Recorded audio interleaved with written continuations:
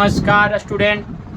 आज हमारे चैनल पटेल हिंदी पर एक महत्वपूर्ण सब्जेक्ट हिंदी, जो कि स्टेट की वनडे एग्ज़ाम जैसे Bihar police, UP police, UPSI, Bihar SI एवं सिविल कोर्ट, प्यून क्लर्क जो भी पोस्ट आया हुआ है, और टीचर एलिजिबिलिटी टेस्ट के लिए जहां भी हिंदी का क्वेश्चन पूछा जा रहा हो जिस भी एग्ज़ाम में, उस एग्ज़ाम की व्यू से हमारा क्लास बहुत ही बेस्ट रहेगा।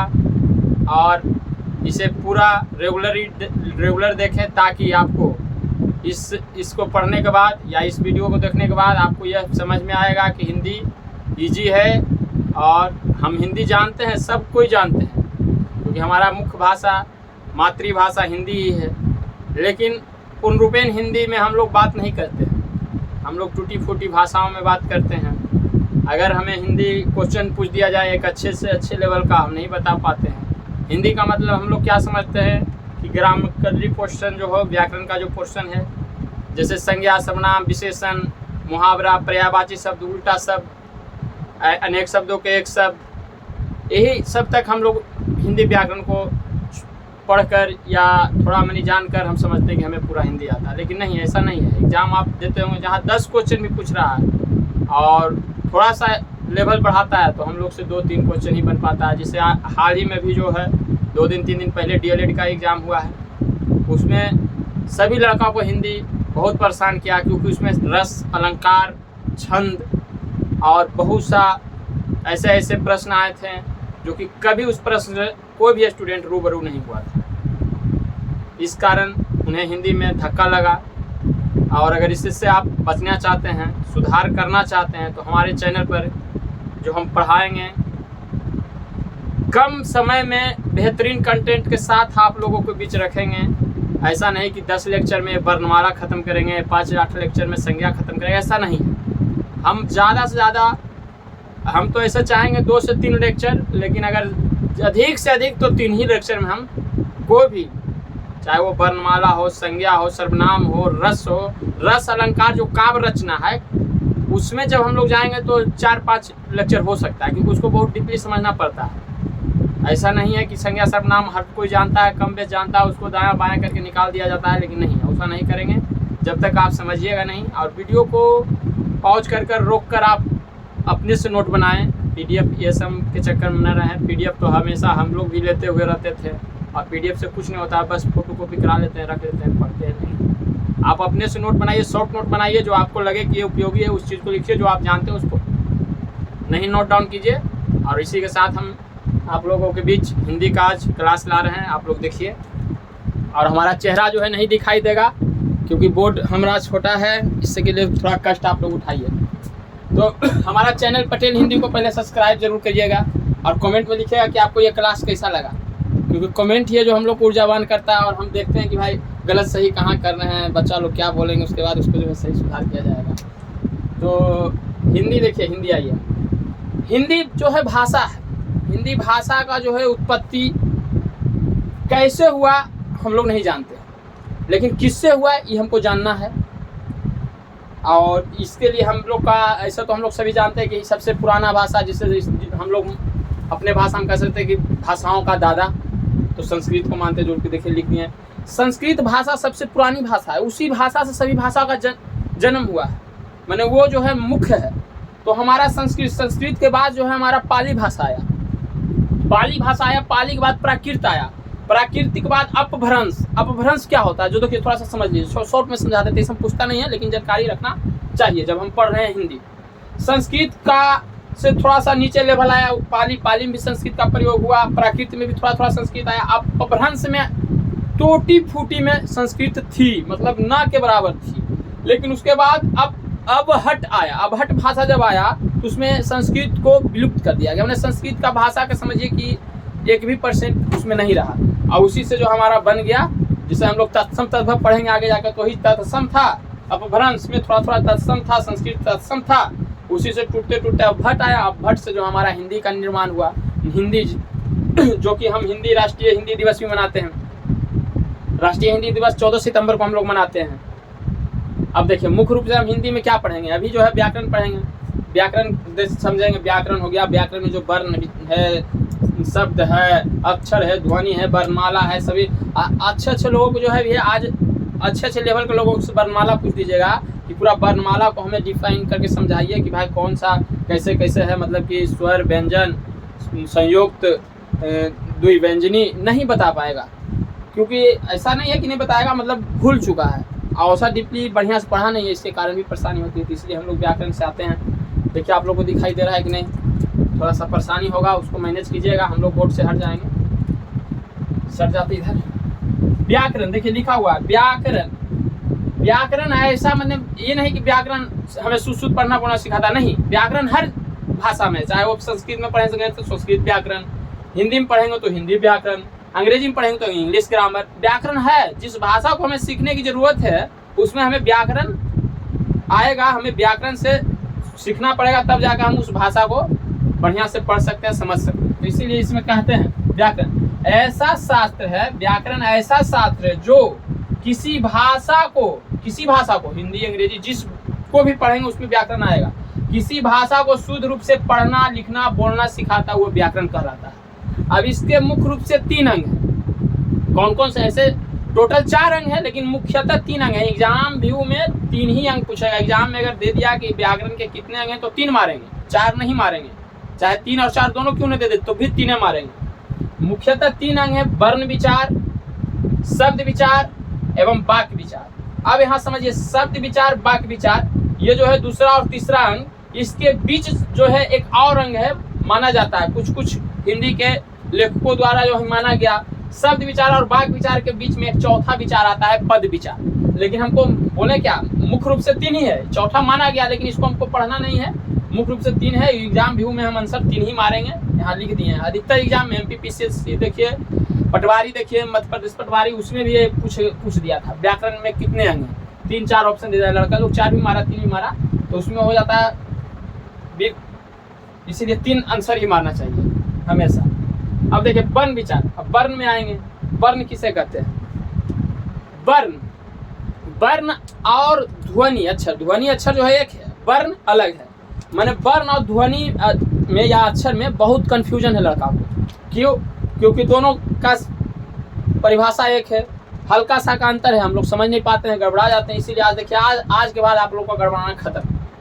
वर्ण भाषा की वह सबसे छोटी लिखित इकाई, यहाँ देखिए इसको नोट डाउन कीजिए, लिखित, ये जो है ये महत्वपूर्ण है। भाषा की वह सबसे छोटी इकाई जो लिखित इकाई जिसके और माने उसका कोई और सार्थक टुकड़ा नहीं किया जाता। भाषा के वह सबसे छोटी लिखित इकाई जिसका और सार्थक टुकड़ा नहीं किया जा सकता है, वर्ण कहलाता है। उदाहरण में समझिए, रजत, रजत को हम देखिए कितना तोड़ेंगे। र को हलंत जब किसी भी अक्षर में हलंत लगा देंगे तो वह आधा का रूप ले लेता है। जैसे देखिए रजत में र में हलंत लगा, आधा र हो गया। फिर र के साथ स्वर आ रहा है तो अ आ रहा है तो र प्लस अ। उसी तरह ज में आधा ज प्लस अ, फिर त में आधा त प्लस अ, माने र ज त, रजत हुआ। अब देखिए इसमें कितने वर्ण है, टोटल वर्ण काउंट करने के लिए अगर कभी कभी ऐसा प्रश्न पूछे तो देखिए 1 2 3 4 5 6, यानी टोटल वर्णों की संख्या 6 है। अब देखिए वर्ण, आप समझ गए वर्ण क्या है? वैसा लिखित जो कि जिसका मतलब ऐसा लिखित इकाई जिसका कोई टुकड़ा नहीं हो। अब र जो आधा रहा है इसको क्या तोड़िएगा, कभी टूट नहीं सकता। पूरा र को हम तोड़ दिए, पूरा र को हम तोड़े, र और 2 को वर्ण निकला, अब इसको भी तोड़ेंगे, नहीं तोड़ सकते हैं। यही है वर्ण।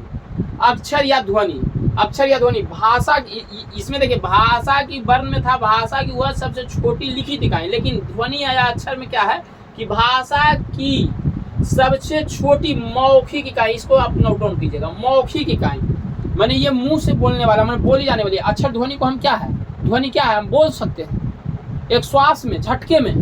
देखिए आगे पढ़िए, भाषा की सबसे छोटी मौखिक इकाई जिसको श्वास के एक झटके में उच्चारित किया जाए क्या कहलाता है?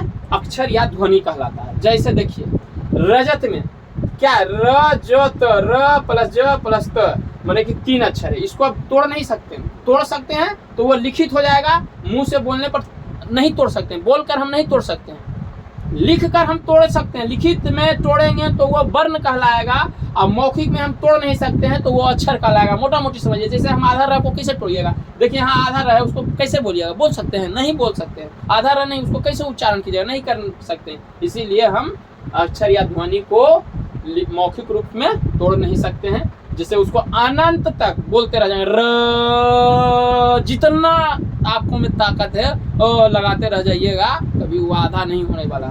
इसीलिए र प्लस ज प्लस त 3 अक्षर है, ये जान लीजिए। रजत में 6 वर्ण एवं 3 अक्षर। यह अंतर भी हो जाएगा, वर्ण और अक्षर में अंतर बताएं, या वर्ण या ध्वनि में अंतर बताएं, तो आप बता सकते हैं कि भाई इसको तोड़ सकते हैं, इसमें 6 वर्ण है, रजत को इसमें जो है मौखिक रूप में होता है, लिखित रूप में होता है, इसको नहीं तोड़ सकते हैं, 3 अक्षर है। अब वर्णमाला में आइए, वर्णमाला क्या है? अब वर्ण पढ़नी है तो वर्ण से का ही बड़ा रूप वर्णमाला हो सकता है, जैसे वर्ण।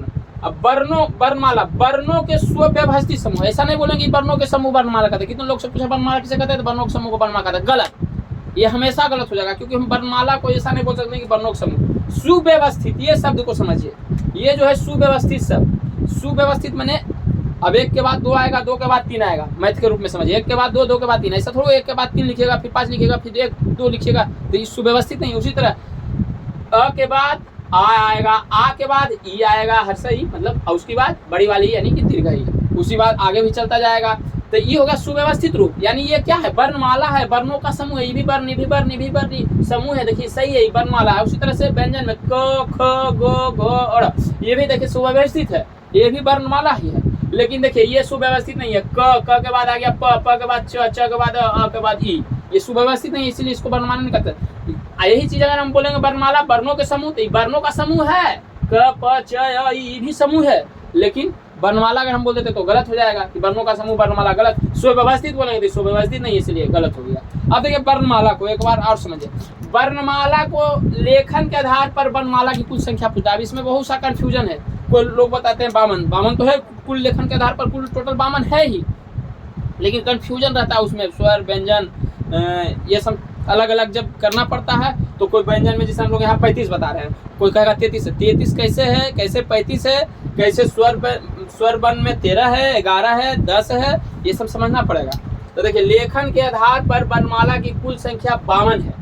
अब इसी 52 में देखिए 13 गो स्वर वर्ण है, इधर से आइए, कुल 52 वर्णमाला है, जिसमें 13 गो स्वर वर्ण है, 35 गो व्यंजन वर्ण है, 4 गो संयुक्त वर्ण है। देखिए 13, 35 और 4 जोड़ लिए, 35 4 39 और 13 52, यानी टोटल 52 है। अब इसको हम कल सॉरी भाई मत करो स्टार्ट। वर्णमाला टोटल 52 था, और यही 52 में हम स्वर देखे थे 13, व्यंजन देखे थे 35 और संयुक्त व्यंजन देखे थे 4।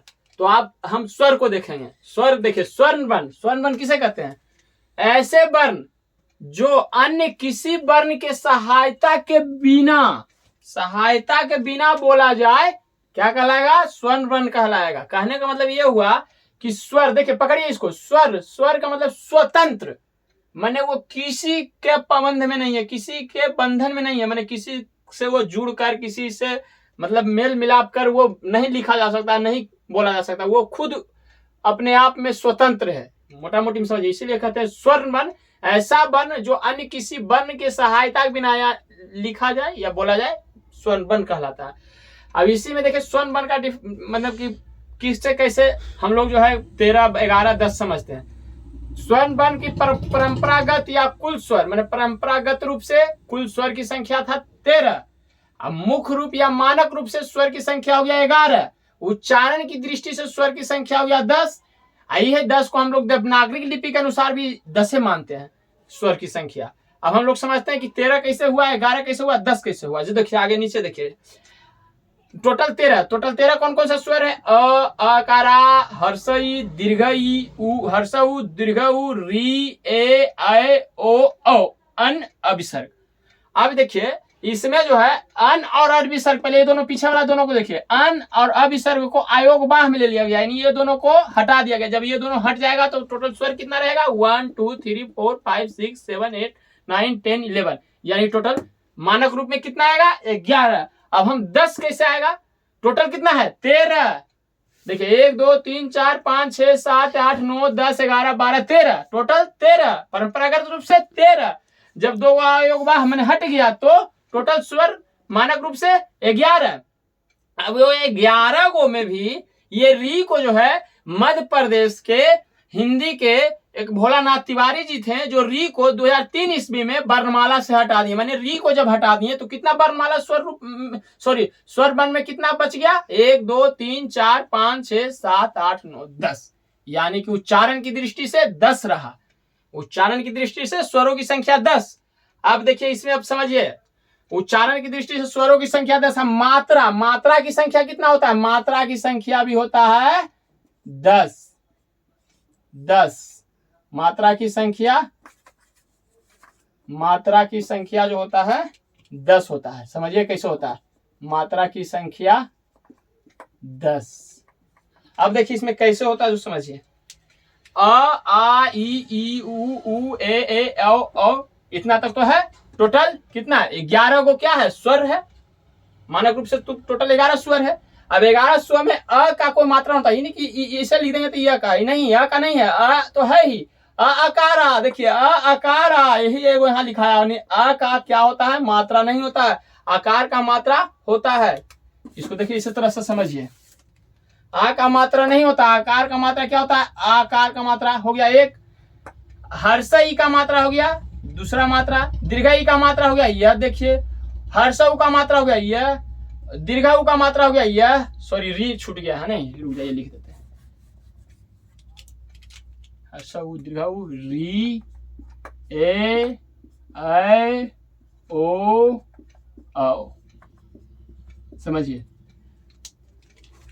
हर्ष उ का मात्रा, दीर्घ उ का मात्रा, री का मात्रा हो जाएगा यह, इस तरह से रहेगा री का मात्रा यह, इस तरह से। ये जो नीचे वाला र नहीं लगा रहता है गिरी में, जैसे जो र लगाते हैं, यही वाला र हो गया री, तो ही हो गया। री का मात्रा हो गया, ए का मात्रा हो गया, ए का मात्रा में ऊपर 2, औ का मात्रा यह इस तरह से हो जाएगा, औ का मात्रा इस तरह से हो जाएगा। टोटल देखिए 1 2 3 4 5 6 7 8 9 10, टोटल मात्रा की संख्या 10। टोटल उच्चारण की दृष्टि से स्वरों की संख्या भी 10। ये ध्यान रखना, इसमें पूछ देगा कि अ की मात्रा, तो अ की मात्रा नहीं होती है, आ से शुरू होता है और औ तक होता है।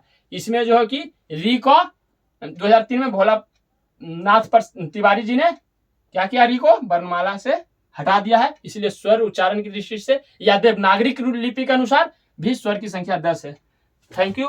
अब जो है आगे कल व्यंजन वर्ण, और व्यंजन वर्ण को 35 को कैसे होता है, 33 कैसे होता है, वो द्विव्यंजनी भी देखेंगे, और उसके साथ संयुक्त व्यंजन भी देखेंगे, और उसके बाद नेक्स्ट क्लास में कल और भी वर्णमाला का आगे चलेंगे। Thank you.